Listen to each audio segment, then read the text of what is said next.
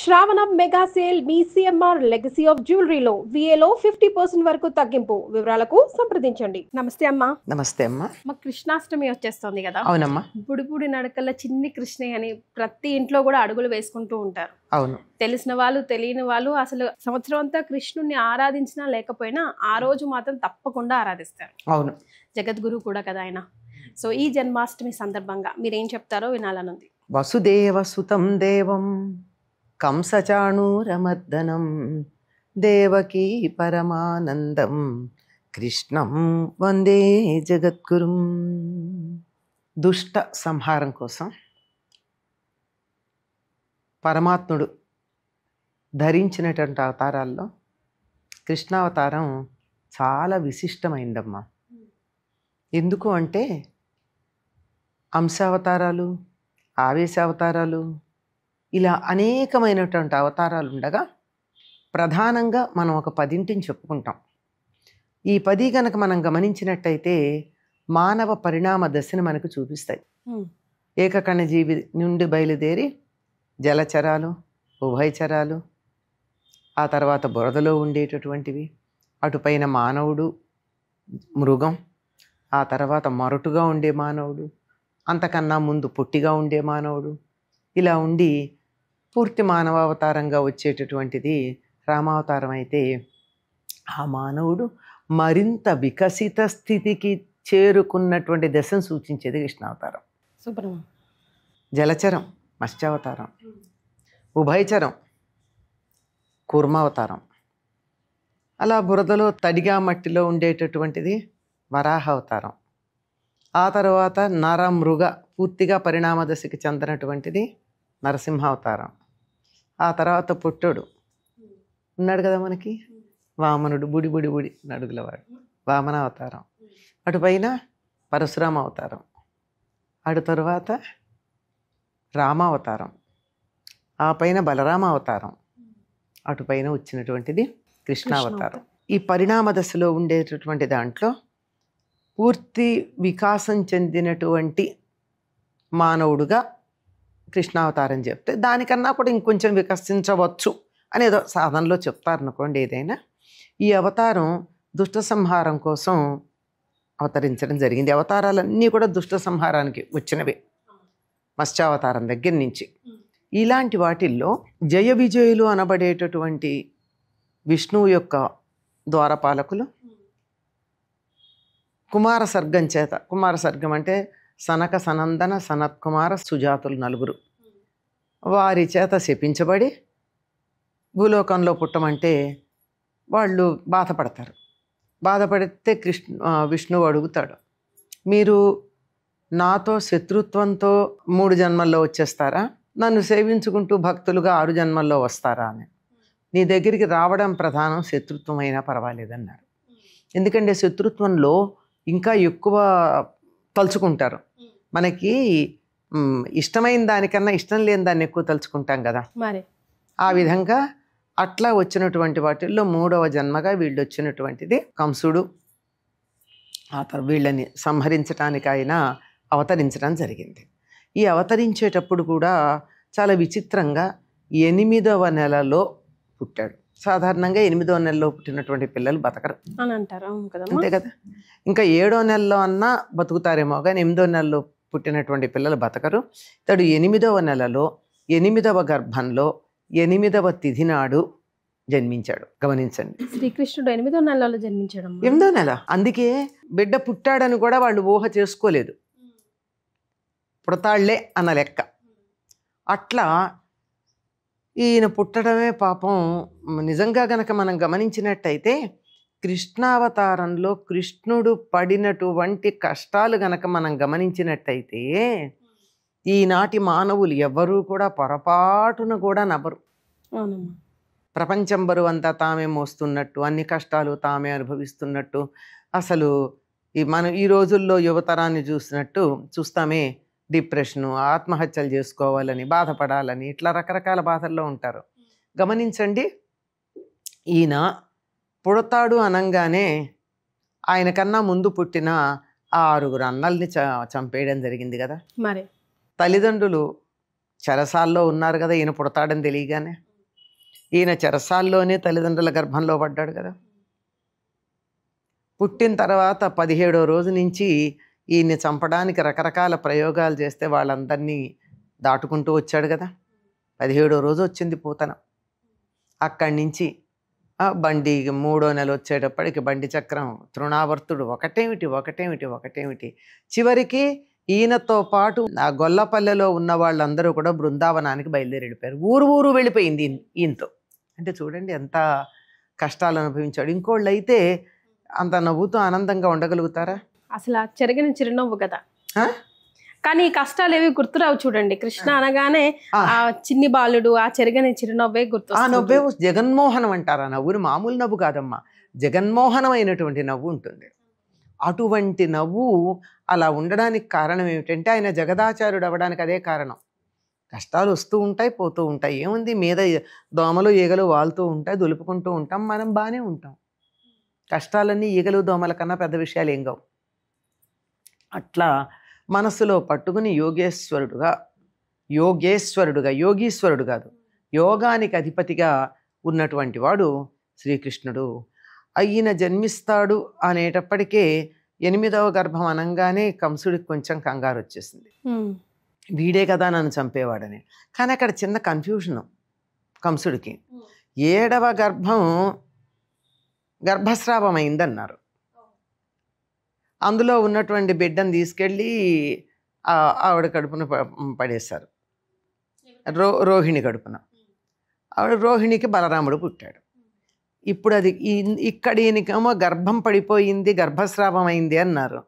గర్భస్రావం అయిన దాన్ని సంతానంగా పరిగణించాలా అక్కర్లేదా? 8వ సంతానం అంటే 6 సాలిడ్ కనపడుతున్నారు. 7వది కొడుకు లెక్క వస్తాడా రాడా?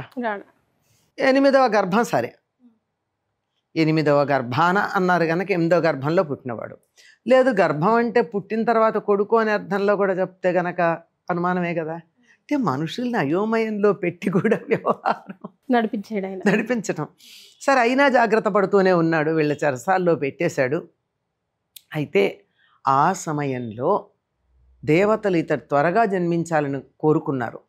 ఆ కోరుకున్నటువంటి సందర్భంలో వాళ్ళందరూ ఇంకా ఆయన అవతరించబోయే సమయానికి బ్రహ్మాది దేవతలు, ఋషులు అందరూ కూడా ఈ చెరసాల్లో వచ్చారు.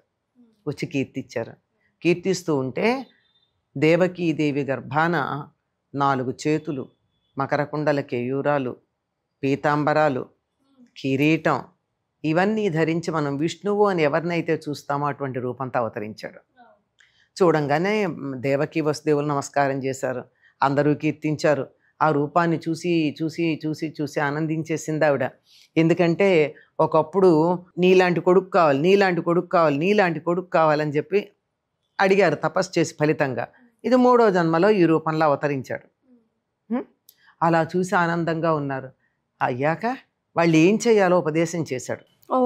చేసి ఇప్పుడు మీరు ఏమనుకోకండి, ఏం పర్వాలేదు, మీరేం భయపడకండి, నన్ను తీసుకుని వెళ్ళి నందవ్రజంలో యశోదాదేవి పక్కన పడుకోబెట్టి అక్కడ ఉన్న ఆడపిల్లని తెండి.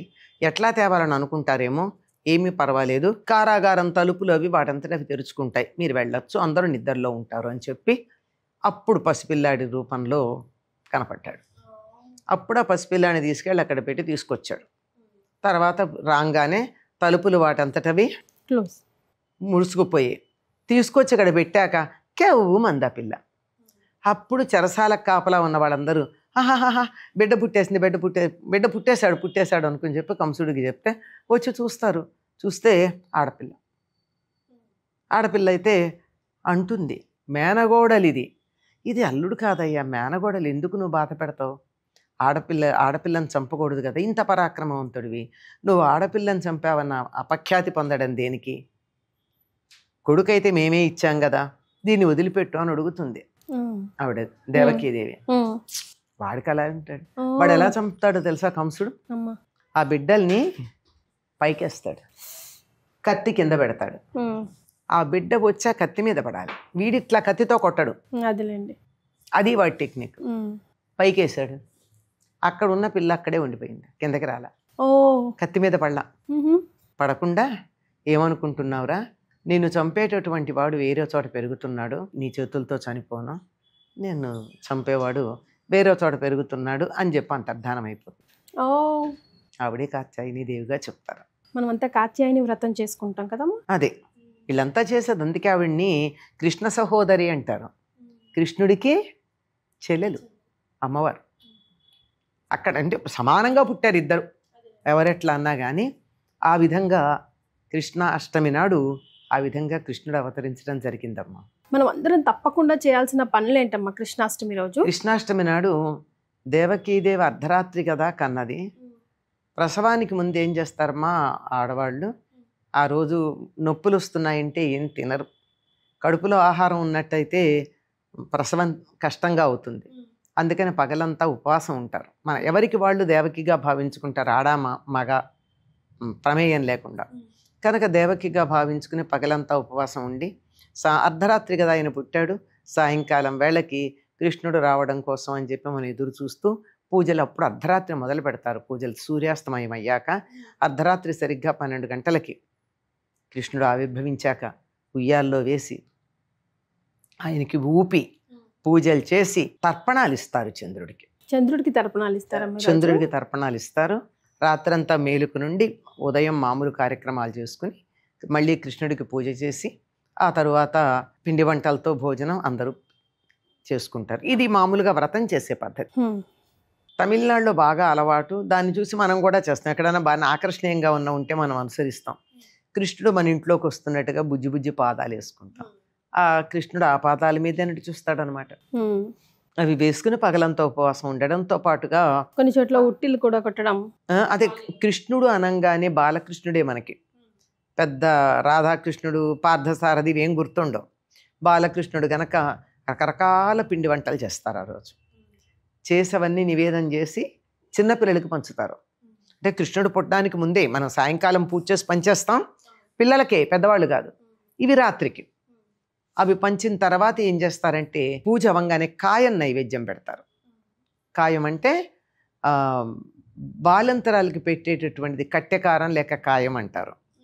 పిప్పళ్ళు, తోక మిరియాలు, మినుగులు, సొంఠి ఇలాంటివన్నీ వేసి ఇంకా చాలా ఉంటాయి. అవన్నీ వేసి చక్కగా మంచిగా మెత్తగా కమ్మగా ఉండేటట్టు వేయించి పొడి కొట్టి అందులో బెల్లం తురిమి కలిపి బాగా కళపెళ కాగుతున్నటువంటి నెయ్యి వేస్తారు అందులో. ఆ వేస్తే బెల్లం కరిగి పాకం వస్తుంది. దాంతో చక్కగా చేసి పెడతారు. ఇది గనక తిన్నట్టయితే బాలింతరాలకి నడు నొప్పి ఉండదు, బాతం తగ్గుతుంది, పాలు బాగా ఉంటాయి బిడ్డకి సరిపోయేట. అందుకని కాయం ఆ రోజు ప్రత్యేకంగా నైవేద్యం పెడతారు, కాయం నైవేద్యం పెడతారు. ఇవన్నీ తర్వాత ఇంకా వేడుకలు చేసుకోవడానికి అర్ధరాత్రి కృష్ణుడు జన్మించిన తర్వాత రాత్రంతా మేలుకుని ఉంటారు. పిల్లలు మేలుకుని ఉండలేరుగా, పడుకుంటారు. మర్నాడు పిండి వంటలు భోజనాలు ఇవన్నీ అయ్యాక ఇహ మధ్యాహ్నం నుంచి కృష్ణలీలలన్నీ ప్రదర్శిస్తాం. ఆ కృష్ణలీలల్లో చాలా ప్రధానంగా ఉండేది ఉట్టి కొట్టడం. ఇప్పుడు రామ తారక మంత్రం లాగా కృష్ణ తారక మంత్రం ఏదైనా ఉందమ్మా? తారక మంత్రం ఏం లేదమ్మా, కృష్ణుడికి సంబంధించిన మంత్రాలు ఉన్నాయి. క్లీం కృష్ణాయ గోవిందాయ గోపీజన వల్లభాయ స్వాహ అనేటటువంటిది. దాన్ని ఏమంటారంటే రాధాకృష్ణ మంత్రం అని చెప్తారు. అందులో రాధ పేరు లేదు, గోపి పేరు ఉంది అంతే. ఆవిడ కూడా ఆది గోపి గనక. అలాగే ఇంకొకటి కూడా ఉంటుంది, అది కూడా రాధాకృష్ణ మంత్రాలు అనే పేరు.